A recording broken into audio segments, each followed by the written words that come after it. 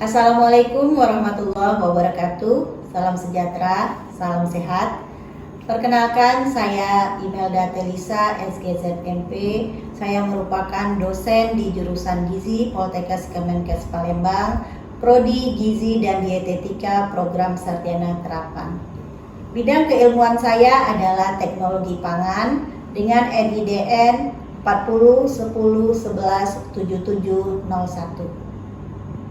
Baiklah, kali ini saya akan mempresentasikan salah satu syarat untuk Serdos, yaitu PDD UKT-PT yang merupakan pernyataan diri dosen untuk unjuk kinerja Tridharma Perguruan Tinggi. Yang akan saya sampaikan kali ini adalah materi bidang pengajaran mata kuliah teknologi pangan yang merupakan salah satu mata kuliah wajib di Prodi Gizi dan Dietetika. Materi ini disampaikan dengan metode DIA, yaitu Delivery Interaction Assessment. Adapun mata kuliah teknologi pangan ini memiliki bobot 2 SKS, yaitu 1 SKS teori dan 1 SKS praktek. Jumlah pertemuan sebanyak 16 pertemuan teori dan praktek. Pelaksanaannya ada di semester 3. Deskripsi mata kuliah teknologi pangan yaitu membahas tentang konsep dasar teknologi pangan, analisis zat gizi pangan, kemudian peningkatan mutu gizi pangan, bahan tambahan pangan, uji organoleptik atau sensoris, dan terakhir adalah teknik atau metode pengawetan pangan. Capaian pembelajaran yang akan dibebankan pada mahasiswa untuk mata kuliah teknologi pangan yaitu yang pertama, mahasiswa mampu menjelaskan mengenai konsep dasar teknologi pangan, kemudian mahasiswa mampu menjelaskan dan dapat melakukan analisis zat gizi pangan, mampu menjelaskan dan melakukan peningkatan gizi pangan, mampu menjelaskan mengenai bahan tambahan pangan, mampu menjelaskan dan melakukan uji organoleptik, dan mampu menjelaskan dan melakukan teknik atau metode pengawetan pangan, yaitu pengawetan dengan suhu rendah, pengawetan dengan suhu tinggi, pengawetan dengan penggulaan, pengawetan dengan penggaraman, pengawetan dengan pengasaman, dan terakhir adalah pengawetan dengan fermentasi. Metode dan media yang digunakan bisa secara luring dan daring. Untuk tatap muka langsung secara luring itu dengan metode berupa ceramah, tanya jawab, kemudian diskusi interaktif dan berupa kuis. Untuk daring bisa menggunakan media yaitu aplikasi AMS, kemudian Zoom meeting, kemudian quizzes. Nah, evaluasi pembelajaran untuk mata kuliah ini memiliki bobot nilai UAS 40%, UTS 30%, tugas 20% dan sikap 10%. Selanjutnya, saya akan menampilkan proses pembelajaran mata kuliah teknologi pangan dengan materi pengawetan dengan suhu rendah. Selamat menyaksikan. Assalamualaikum warahmatullahi wabarakatuh. Waalaikumsalam warahmatullahi wabarakatuh. Selamat pagi ya. Apa kabarnya pagi ini? Sehat? Sehat. Harusnya lebih ceria ya, kan baru pagi ya. Di luar tuh masih cerah gitu ya. Baik, untuk hari ini ya pertemuan kita mata kuliah teknologi pangan, pertemuan ke-9 yang minggu kemarin kalian sudah UTS ya. Hari ini setelah UTS materinya pengawetan pangan dengan suhu rendah ya. Nah, untuk pengawetan pangan dengan suhu rendah ini ada beberapa yang akan kita pelajari ya. Jadi ada pendahuluan dulu, apa itu pengawetan dengan suhu rendah, kemudian apa prinsipnya. Jadi berbeda ya, masing-masing metode atau teknik pengawetan itu nggak sama, prinsipnya beda-beda. Prinsip pengawetan dengan suhu rendah berbeda dengan prinsip pengawetan dengan suhu tinggi ya. Kemudian di pengawetan suhu rendah itu kita akan mempelajari ada pendinginan ya, kemudian ada pembekuan. Beda nggak dingin dengan beku? Beda. Jadi untuk prinsip pengawetannya juga berbeda, gitu ya. Kemudian bahan pangan yang akan kita awetkan dengan metode pendinginan dengan pembekuan nggak sama bahannya. Ada nggak kalian menemukan sayur bayam yang dibekukan? Ya, berarti sayur bayam cocoknya didinginkan. Dan itu juga punya jangka waktu, nggak bisa lama, masing-masing jenis bahan pangan yang kita awetkan. Ya, karena masing-masing itu punya karakteristiknya beda-beda, nggak sama karakteristik dari masing-masing bahan pangan. Kemudian nanti ada penutup dan kesimpulan, gitu ya. Oke, nanti dulu. Selanjutnya untuk prinsip dasar penyimpanan bahan pangan dengan suhu rendah. Prinsip, nah ini yang harus kita pegang ya. Apa prinsipnya? Yang pertama, menghambat pertumbuhan mikroba. Jadi artinya mikrobanya nggak bisa tumbuh. Kalau nggak bisa tumbuh, nggak bisa berkembang biak. Artinya mikrobanya nggak bertambah. Terus kalau kita simpan dalam bahan pangan itu mengandung mikroba, ada mikroba di dalamnya, berarti mikrobanya hanya pingsan doang, gitu ya, atau artinya dorman. Ya. Kemudian prinsip selanjutnya itu tadi, menghambat reaksi-reaksi enzimatis, kemudian kimiawi dan biokimiawi. Apa artinya? Bahan pangannya warnanya akan tetap cerah, kemudian bahan pangannya tidak bau, tidak busuk, gitu ya. Secara nilai gizi, bahan pangannya nilai gizinya tetap ada di bahan pangan tersebut walaupun kita simpan di suhu rendah, gitu ya. Oke. Oke, kita lihat untuk pengawetan dengan suhu rendah ya. Yang pertama ada namanya pendinginan atau pendingin ya. Nah, untuk pendinginan ini suhunya di atas suhu beku ya, -2 sampai 10 derajat Celcius. Itu dingin. Kalau kita pakai lemari pendingin atau kulkas, ini adalah suhu refri. Ya, kalau kulkasnya 2 pintu berarti suhu yang bawah ya. Oke.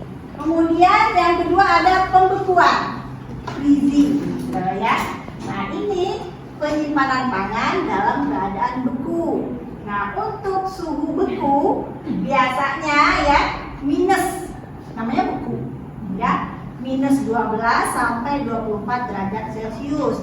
Nah, untuk beku ini dibagi dua lagi. Ada yang namanya pembekuan cepat, ada yang namanya pembekuan lambat. Nah, apa bedanya ya? Kalau pembekuan cepat bekunya begitu kita masuk ke lemari pendingin atau tempat pembekuan, begitu dimasukkan beberapa menit dia langsung beku. Ya. Nah, kalau pembekuan lambat berarti nggak cepat, gitu ya. Kan gitu aja ya. Cepat, kalau lambat berarti nggak cepat, gitu ya. Oke. Nah, kalau pembekuan cepat, nah kurang dari 30 menit udah beku. Ya. Nah, untuk pembekuan lambat nih bisa butuh waktu 72 jam agar dia membeku. Ya. Oke. Ya. Ini nggak usah ya. Nah, untuk selanjutnya adalah teknik pendinginan beberapa produk pangan ya. Bisa dilihat di sini ada menggunakan hembusan udara dingin. Kayak kita di ruangan ini, udaranya dingin ya? Dingin. Hembusan kayak penggunaan alatnya AC gitu ya. Kemudian ada pendinginan ruangan. Kita masuk ke ruangan, kalau di rumah sakit tempat penyimpanan bahan makanan yang membutuhkan ruangan dingin ya, itu kita masuk ke ruangannya itu udah dingin, beku gitu ya. Kemudian ada pendinginan kriogenik pakai cryon gitu ya istilahnya ya. Ada pendinginan dengan air, kemudian pendinginan vakum kayak kalian beli pempek yang mau dikirim ke Papua sana. Nah ya, itu divakum dulu baru dibekukan, didinginkan ya.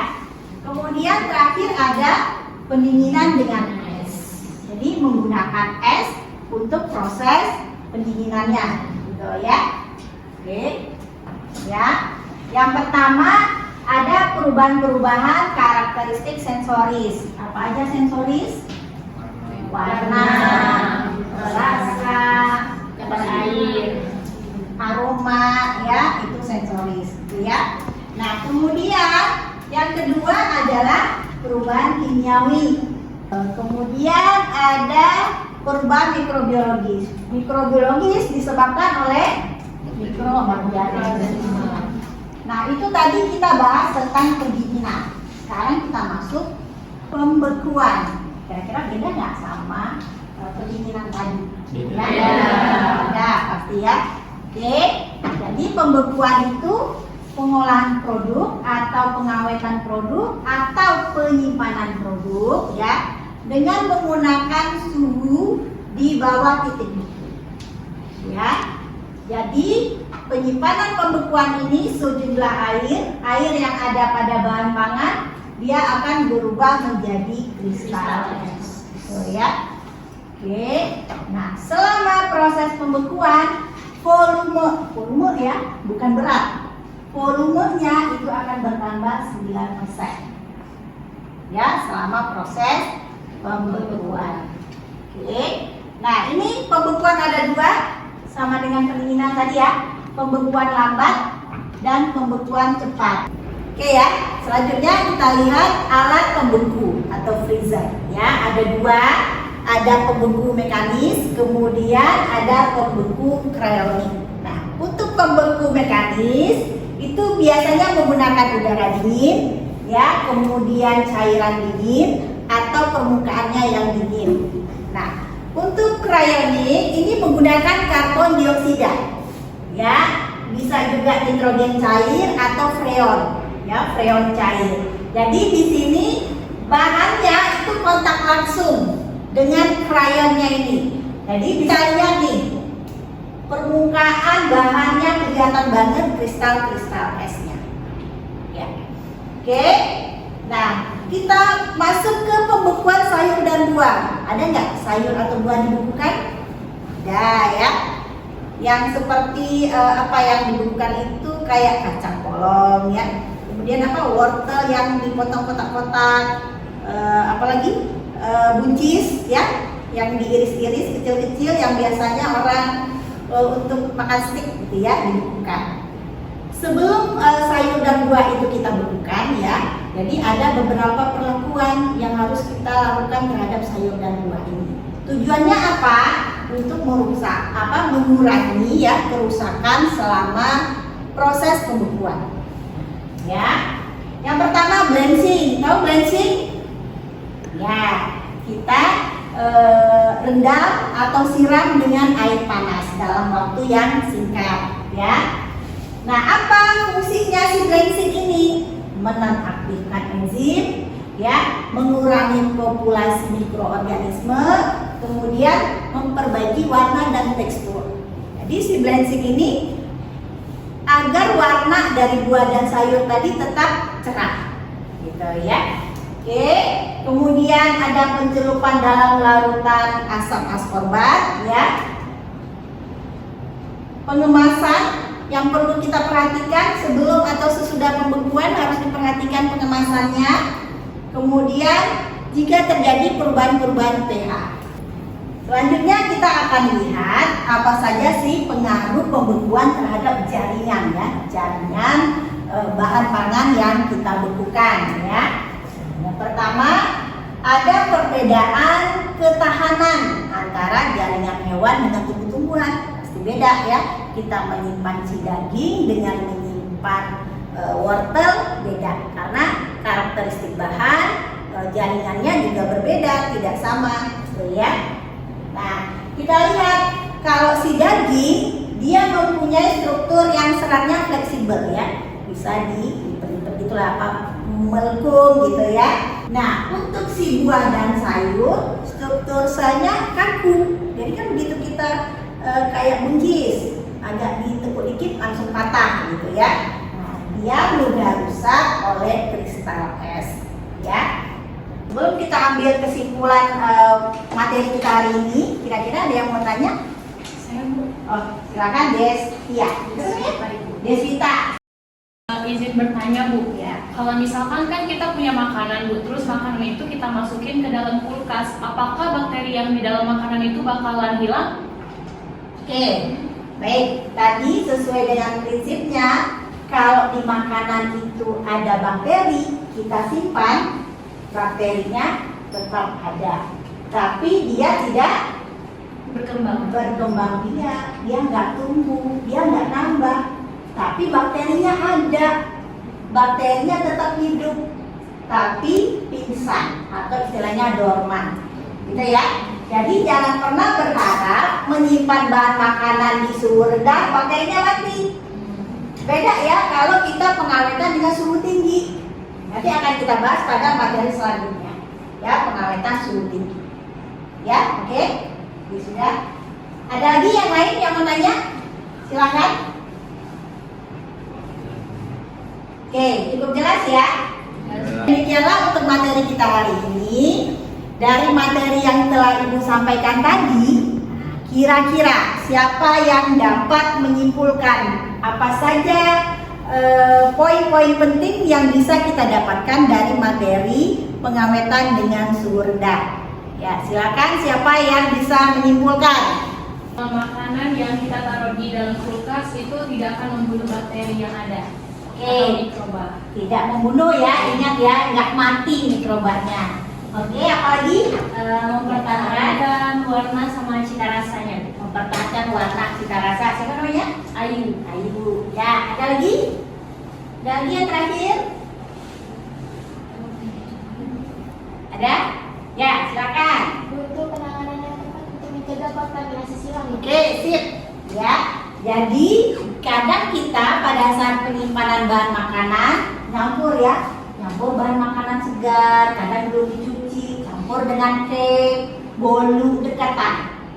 Ya, nah kalau di penyimpanan suhu rendah itu akan bisa terjadi kontaminasi silang. Apa artinya? Bakteri yang ada pada bahan makanan basah akan mencemari makanan yang udah masak tadi. Ya, oke. Jadi kesimpulannya yang pertama, bakteri tidak mati. Ya, dia hanya pingsan pada saat proses penyimpanan. Kemudian untuk pengawetan suhu rendah dari segi sensoris itu masih bisa dipertahankan, masih bagus gitu ya. Kemudian yang perlu diperhatikan, jangan sampai pada saat penyimpanannya nyampur antara bahan pangan yang mentah dengan bahan pangan yang sudah matang, menghindari terjadinya kontaminasi silang. Oke. Baiklah, sebelum kita tutup pertemuan kita hari ini, silakan buka HP-nya, kita kuisis dulu, evaluasi sedikit dari materi yang telah Ibu sampaikan. Silakan dibuka HP-nya, ya.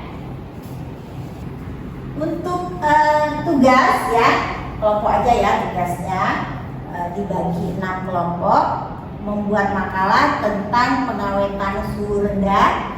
Masing-masing makalah minimal rujukannya 5 jurnal. 5 jurnal terbaru, terbitan 5 tahun terakhir ya, jangan yang lama-lama gitu ya. Tugasnya dikumpul 2 minggu dari sekarang ya, nggak berat kan tugasnya ya kan, per kelompok ya. Baik, demikianlah pertemuan kita hari ini. Insya Allah kita akan bertemu lagi minggu depan dengan materi pengawetan pangan dengan suhu tinggi. Nah, nanti kita akan lihat apa sih bedanya pengawetan dengan suhu rendah dengan pengawetan dengan suhu tinggi. Demikianlah, terima kasih atas perhatiannya. Ibu tutup ya. Wassalamualaikum warahmatullahi wabarakatuh. Demikianlah tampilan video pengajaran saya. Saya berharap dapat memberikan kontribusi dalam peningkatan kualitas pembelajaran serta mendukung proses seleksi sertifikasi dosen dengan menunjukkan komitmen saya dalam pendidikan dan pengembangan kompetensi mahasiswa gizi. Terima kasih. Wassalamualaikum warahmatullahi wabarakatuh.